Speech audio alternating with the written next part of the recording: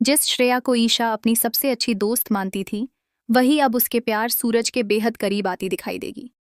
ऐसा लग रहा है कि श्रेया अब सिर्फ दोस्त बनकर नहीं, बल्कि सूरज की जिंदगी का हिस्सा बनने की कोशिश करेगी। पिछले एपिसोड्स में भी देखा होगा कि श्रेया हर मुश्किल समय में सूरज की चिंता करती है और उसका साथ देती है। जैसे जैसे उसे एहसास होगा कि ईशा और सूरज के रिश्ते में दूरियां बढ़ रही हैं, वह इसी मौके का फायदा उठाने की कोशिश करेगी। दूसरी तरफ ईशा को इस बात की बिल्कुल भी भनक नहीं होगी कि उसकी सबसे भरोसेमंद दोस्त के मन में क्या चल रहा है। कहानी में आगे दिखाया जाएगा कि श्रेया ईशा के घर रहने के लिए आ जाती है। ईशा अपने अच्छे दिल और दोस्ती के भरोसे उसे अपने घर में जगह दे देती है, लेकिन उसे जरा भी अंदाजा नहीं होता कि जिस दोस्त पर वह सबसे ज्यादा भरोसा कर रही है, वही आगे चलकर उसकी शादीशुदा जिंदगी की सबसे बड़ी चुनौती बन सकती है। धीरे धीरे श्रेया का झुकाव सूरज की तरफ बढ़ता जाएगा। वहीं सूरज भी अपनी जिंदगी के सबसे कठिन दौर से गुजर रहा है। उसे लगने लगा है कि ईशा के साथ उसका रिश्ता पहले जैसा नहीं रहा। ऐसे में अगर श्रेया हर कदम पर उसका साथ देती रही, तो क्या सूरज भी उसके करीब आ जाएगा? क्या दोनों की दोस्ती प्यार में बदल जाएगी, या फिर सूरज और ईशा अपने रिश्ते को एक और मौका देंगे? लेकिन दोस्तों, कहानी में यहीं पर खत्म नहीं होती, क्योंकि अब आपको एक और जबरदस्त ट्विस्ट देखने को मिलने वाला है। घर वाले अब चाहते हैं कि काव्या की दूसरी शादी जल्द से जल्द कर दी जाए, ताकि वह अपनी जिंदगी की नई शुरुआत कर सके। इसी बीच ईशा अपनी तरफ से काव्या के लिए एक समझदार, पढ़ा लिखा लड़का ढूंढ लेती है। इतना ही नहीं, ईशा उस लड़के को अपने घर भी बुला लेती है, ताकि काव्या उससे मिलकर उसे अच्छी तरह समझ सके। लेकिन तभी सूरज भी सबको चौंका देता है।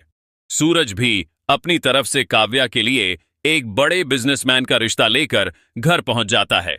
अब एक ही घर में दो दो रिश्ते आ जाने की वजह से माहौल पूरी तरह बदल जाता है और परिवार के सामने यह सवाल खड़ा हो जाता है कि आखिर काव्या की शादी किससे होगी। यहीं से ईशा और सूरज के बीच एक जबरदस्त बहस शुरू हो जाती है।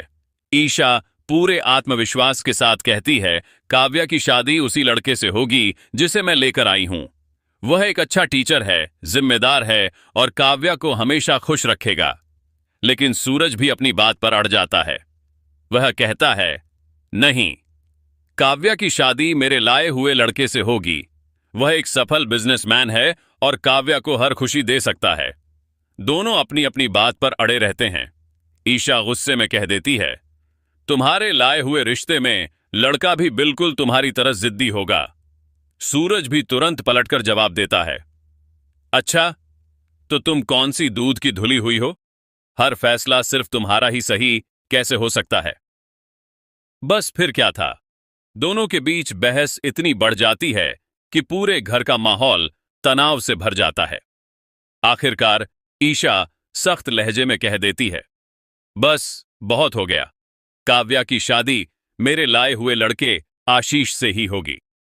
इसके बाद ईशा काव्या से कहती है, काव्या, तुम आशीष के साथ जाओ और अकेले में बात करो।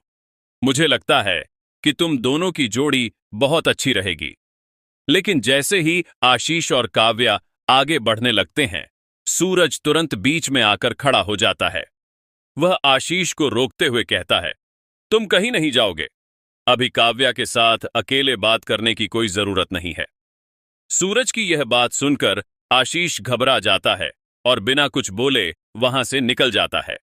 लेकिन दोस्तों, ईशा भी चुप बैठने वालों में से नहीं है।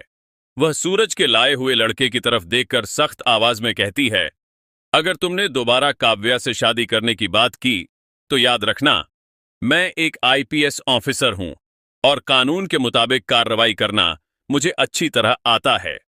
अब सवाल यह है कि क्या ईशा अपनी बात मनवा पाएगी या फिर सूरज इस रिश्ते को बदल देगा? क्या काव्या अपनी पसंद बताएगी या फिर परिवार का फैसला ही अंतिम होगा? आने वाले एपिसोड में यही टकराव कहानी को और भी ज्यादा रोमांचक बनाने वाला है।